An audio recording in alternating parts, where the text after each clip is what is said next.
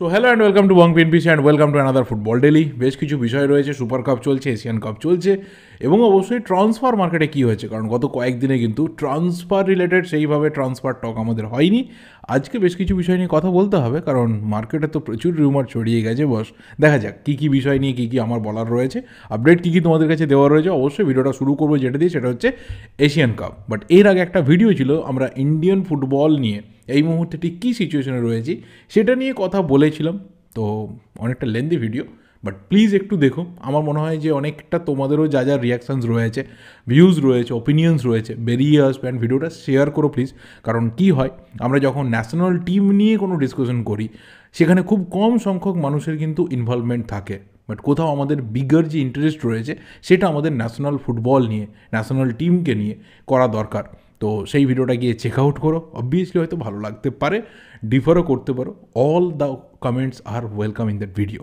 এই ভিডিওতে প্রথম যেটা বিষয় সেটা হচ্ছে এশিয়ান কাপ আপাতত যে জায়গাতে দাঁড়িয়ে, সেখানে আমরা কালকে কথা বলতে পারবো যে থার্ড পজিশনে 6টা গ্রুপে ঠিক কী সিচুয়েশন রয়েছে।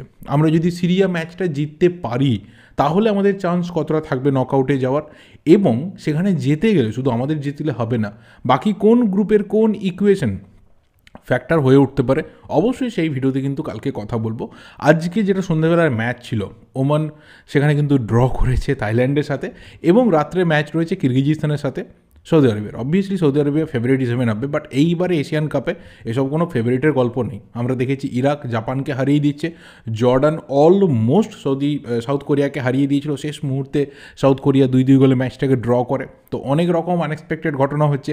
ভিয়েতনাম অলরেডি ছিটকে গেছে, তো ভিয়েতনামকে ওয়ান অফ দ্য বিগেস্ট একটা এই মুহূর্তে ডেভেলপিং কান্ট্রি হিসেবে সবাই মনে করে আমাদের এশিয়াতে ফুটবলের নিরিখে, বাট স্টিল তাদের ডেভেলপমেন্ট যে খুব হাইফাই লাস্ট 3-4 বছরে হয়েছে বলবো না, বাট হ্যাঁ ওরা অনেকটা এগিয়েছে, অনেকটা ফাস্ট ওদের প্রসেস কিন্তু হয়েছে। মালয়েশিয়াকে নিয়ে সবার অনেক আশা ছিল যে এত দেশ থেকে ন্যাচারালাইজড প্লেয়ার নিয়ে এসে যে দেখো ওরা অনেক কিছু করে ফেলতে পারে, সেরকমও কিন্তু কিছু হয়নি। তো বেশ কিছু আপসেট আমরা অলরেডি এশিয়ান কাপে দেখেছি। আমাদের টিম নিয়ে আমরা কতটা আপসেট কতটা নয় সেটা পরের ব্যাপার, বাট যে টিমগুলোকে নিয়ে কোথাও সেই দেশের আশা ছিল সেইগুলো কিন্তু অনেক জায়গাতে ভেঙেছে, বা কিছু কিছু দেশ আনএক্সপেক্টেড ওয়েতে এখন পারফরমেন্স করে যাচ্ছে। তো দেখা যাক, অবশ্যই কালকে আমরা কথা বলতে পারবো যে 3 নম্বর পজিশনে 6টা গ্রুপে ঠিক কী সিনারিও দাঁড়াতে পারে, এবং আমরা যদি লাস্ট ম্যাচটা সিরিয়াকে হারাতে পারি যেটা 23 তারিখে রয়েছে, তাহলে আমরা আগামী রাউন্ডে মানে নকআউট রাউন্ডে কোয়ালিফাই করতে পারবো কিনা।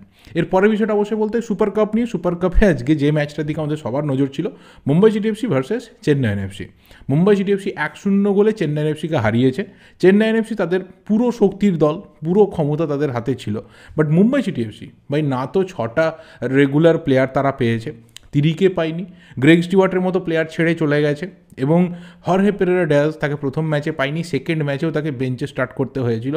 তো টিমটার মধ্যে এত সমস্যা ছিল, বাট সিনিয়র প্লেয়ার নেই, কোনো প্রবলেম নেই। পিটার ক্র্যাটকি দেখিয়ে দিলেন যে এই 3টে ম্যাচে ইউথ ফুটবলারদের কীভাবে ইউজ করতে হয়। প্রথম ম্যাচে আয়ুষ চিকারা, দ্বিতীয় ম্যাচে আয়ুষ চিকারা অ্যান্ড লজ্জম, অ্যান্ড থার্ড ম্যাচে ভালপুইয়া। গোল করলো ইন্ডিয়ান ইউথ স্কোরার আমরা পেলাম।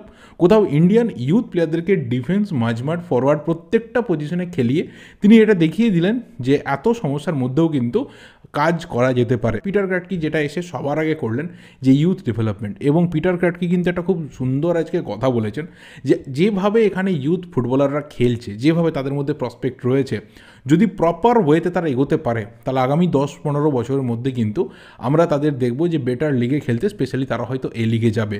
এবং তিনি স্পেশালি মেনশন করেছেন যে আমি কিন্তু এখানে এসেছি স্পেশালি মুম্বাই সিটি এফসির দায়িত্ব নিয়েছি ইউথ ডেভেলপমেন্টের দিকটাকে খুব বেশি করে দেখব বলে। একজন কোচের থেকে এর থেকে বড় প্রমিস আর কি হতে পারে।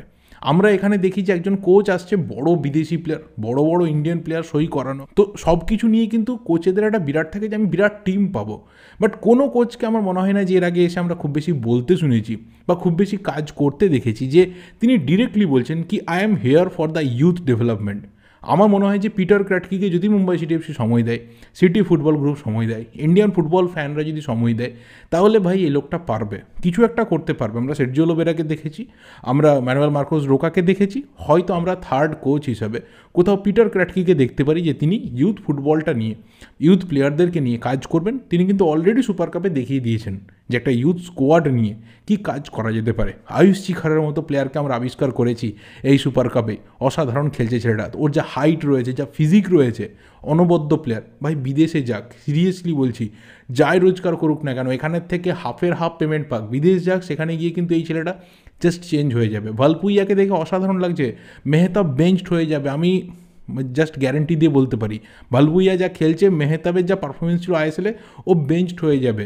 আয়ুষ চিকারা এই মুহূর্তে দাঁড়িয়ে one of the biggest prospect আমাদের ইন্ডিয়াতে। তো কোথাও পিটার ক্র্যাটকে কিন্তু কাজ করে দেখাবে, ওর মধ্যে সম্ভাবনা আপাতত দেখা দিচ্ছে। এবং মুম্বাই সিটি এফসি তারা আপাতত কোয়ালিফাই করলো সেমিফাইনালের জন্য 3-on-3, 3টে ম্যাচে 3টে জয়, 9 পয়েন্ট। এবং আমি প্রেডিকশন করেছিলাম, আমার প্রেডিকশন ভুল হয়েছে, and I am happy for that কি মুম্বাই সিটি এফসি এরকম খেলবে, এরকম আনএক্সপেক্টেড পারফরমেন্স দেবে আমি ইমাজিন করতে পারিনি।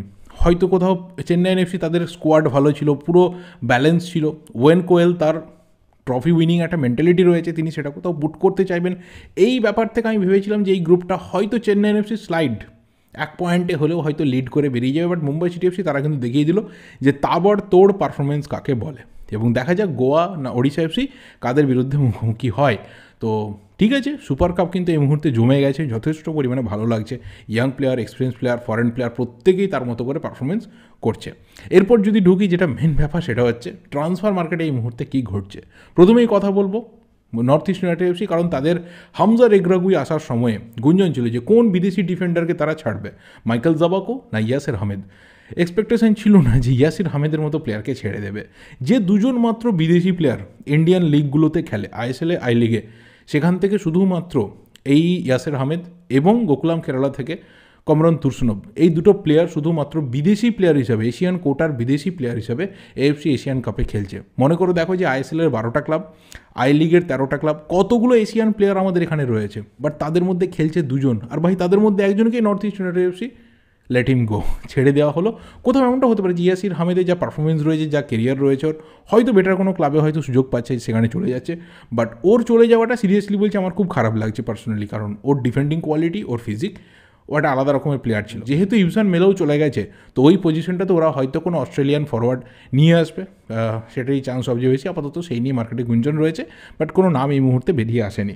দ্বিতীয় ব্যাপারটা অবশ্যই কিন্তু বলতে হয় ইস্টবেঙ্গলকে নিয়ে, কারণ ইস্টবেঙ্গলের ক্ষেত্রে যেটা মেন ব্যাপার যে নিখিল পূজারির ডিলটা কালকে স্পোর্টস ক্রীড়া থেকে অলরেডি শেয়ার করা হয়েছে, যে এটা আপাতত অ্যাডভান্স নেগোসিয়েশনের স্টেজে রয়েছে। এবং সম্ভবত এশিয়ান কাপে আমাদের জার্নি শেষ হয়ে যাওয়ার পর, তখনই যখন আমাদের দেশের ছেলেরা ঘরে ফিরে আসবে, ন্যাশনাল টিমের ডিউটি শেষ করে ক্লাবের ডিউটিতে ফিরে আসবে, তখনই ইস্টবেঙ্গল এই ডিলটাকে ফাইনালি ডান করতে পারবে। তখনই তারা নিখিল পূজারির যে লোন ডিল রয়েছে সেটাকে কনফার্ম করতে পারবে। এবং তার পাশাপাশি কিন্তু আরও একটা ডিল যেটা এতদিন ধরে পেন্ডিং রয়েছে, তোমরা জানো, তার জন্য ন্যাশনাল টিমের ব্যাপার কিছু নেই, শুধুমাত্র তার মানে বাই আউট ক্লজ থাকবে কি না, যে তাকে লোন ডিল কমপ্লিট হয়ে যাওয়ার পর তাকে কিনে নেওয়ার ক্লজ থাকবে কি না, সেটা নিয়ে শোনা যাচ্ছে একটা চর্চা চলছে। That is none other than related with Sana Singh. মোহনবাগানে কোথাও আপাতত অ্যাডভান্সের দিকে রয়েছে, দেখা যাক যদি সেটা তাকে কিনে নেওয়ার ক্লজটা মোহনবাগান এখানে রাজি করাতে পারে। কিন্তু তার আগে একটা কথা মাথায় রাখতে হবে, হায়দ্রাবাদকে কিন্তু তার পেমেন্ট ক্লিয়ার করতে হবে।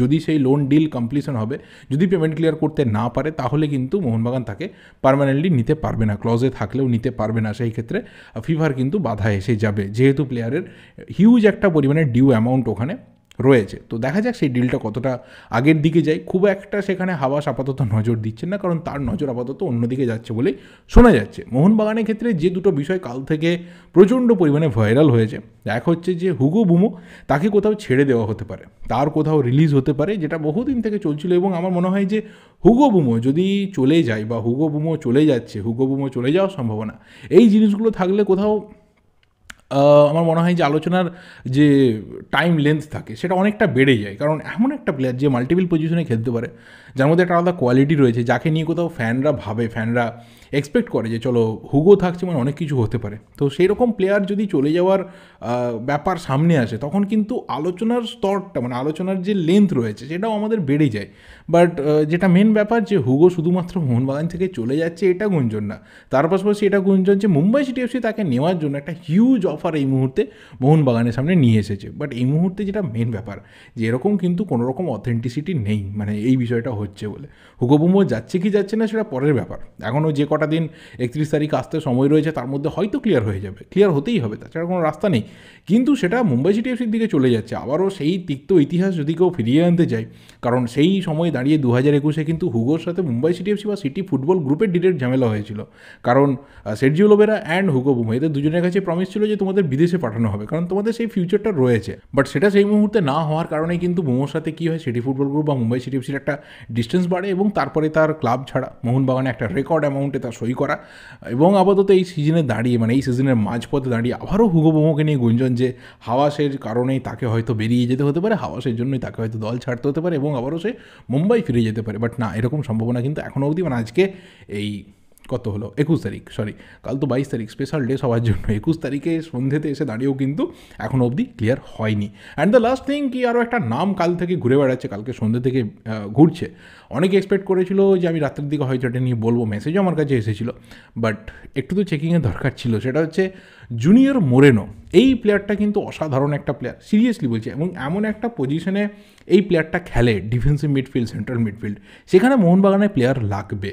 এই প্লেয়ারটা ভেনেজুয়েলার ন্যাশনাল টিমের প্লেয়ার, কিন্তু ভাই যেটা মেন প্রবলেম আছে, এক হচ্ছে তার আপাতত যে মার্কেট ভ্যালু, সেই মার্কেট ভ্যালু অনুযায়ী যদি তার স্যালারি হয়, দ্যাট উড বি বিগেস্ট, মানে হিউজ একটা স্যালারি। তার আপাতত মার্কেট ভ্যালু হচ্ছে 12 crore ইন ইন্ডিয়ান কারেন্সি, মানে তার হয়তো স্যালারি যদি আমি মিনিমাম এর 75%ও ধরি, তাহলে প্রায় 8 কোটি টাকা। হিউজ একটা কিন্তু তার জন্য স্যালারি, 8-9 কোটি টাকা স্যালারি, মানে একটা হিউজ স্যালারি হতে পারে। এবং দ্বিতীয় ব্যাপার হচ্ছে এই প্লেয়ারটা লাস্ট কিন্তু খেলেছে মেজর লিগ সকারে, বয়সও খুব বেশি না যে বিরাট কিছু এজ হয়ে গেছে, কোথাও আপাতত লোয়ার লিগে আসতে চাইছে এরকম না। তবে হ্যাঁ, তার নাম উঠেছে, গুঞ্জন চলছে, আলোচনা চলছে, বাট কতটা অথেন্টিক না কিছু এখনও অবধি কিন্তু ক্লিয়ার না। তবে হ্যাঁ, এই প্লেয়ারটা যদি আসে, এই প্লেয়ারটা যদি মোহনবাগান জয়েন করে, মোহনবাগান যদি ফাইনালি একে সই করাতে সাকসেস পায়, তাহলে আমি বলবো যে একটা বিগেস্ট সিগনেচার মোহনবাগান কোথাও ক্র্যাক করতে চলেছে আফটার জনি কাউকো। হ্যাঁ, আমি অবশ্যই নাম নিলাম না, জেসন কামিংসের অনেক বলতে পারে, অনেকে হয়তো খুশিও হতে পারে, কিন্তু জনি কাউকো যেরকম একটা ইম্প্যাক্ট রেখেছিল, জনি কাউকো কোথাও যেভাবে ফ্যান ফেভারিট হয়েছিল, টপ লেভেল থেকে এসেছিল, টপ তার কোয়ালিটি ছিল, সেরকম একটা প্লেয়ার কিন্তু এই জুনিয়র মোরেনো হতে পারে, তার মধ্যে সেই পোটেন্সিয়ালটা রয়েছে। ভেনেজুয়েলার হয়ে 2017 থেকে রেগুলার বেসিসে ম্যাচ খেলে, 40টার মতো ম্যাচ হয়ে গেছে, ক্লাব লেভেলে সিনসিনাটিতে ছিল, তার আগে ডিসি ইউনাইটেডে ছিল, তো মেজর লিগ সকারে একটা হিউজ এক্সপিরিয়েন্স রয়েছে। 31শে ডিসেম্বর কন্ট্রাক্ট শেষ হয়ে গেছে, এবং সেখান থেকে একটা গুঞ্জন যে এই প্লেয়ারটাকে মোহনবাগান ফ্রিতে সই করাতে পারে, অ্যাটলিস্ট তাকে যদি হাফ সিজনের জন্য নিয়ে আসে, তাহলেও কিন্তু মোহনবাগানের জন্য একটা বিগ ডিল হবে। যদি তাকে খুব বড় কন্ট্রাক্টও না ধরা এই মুহূর্তে, কোথাও তার পেছনে এক্সপেন্সটাকে মাথায় রেখে যদি শর্ট টার্মও হয়, তাহলেও কিন্তু একটা বিগ ডিল মোহনবাগানের জন্য ক্র্যাক হতে পারে। দেখা যাক সেটা হয় কি না, হলে আমি বলবো যেটা আগেই বললাম, যে একটা ফাইন্যান্স ডিল কিন্তু মোহনবাগান ক্র্যাক করতে পারে। তো যেটা আবারও বলতে চাই যে হাওয়াস কিন্তু এখনও অবধি তিনি তার কাজ কমপ্লিট করেননি। যে 10-11টা দিন আর বাকি থাকছে, 10টা দিনই বাকি থাকছে, সেখানে অনেক কিছু ব্যাপার কিন্তু সামনে আসবে, অনেক গল্প সামনে আসবে। কতটা তার মধ্যে জল আর কতটা তার মধ্যে দুধ, সেটা তোমাদের দায়িত্ব ঠিক করে নেওয়ার। এই ভিডিওটা এই অবধি, বা তোমাদের যা যা ওপিনিয়ন্স রয়েছে regarding all this things comment করে জানাতে থাকো। ভিডিওটা ভালো লাগলে লাইক করো, শেয়ার করো, দেখা হবে পরের ভিডিওতে। Till then subscribe the channel যদি নতুন হয়ে থাকো। Thank you, good bye and good night.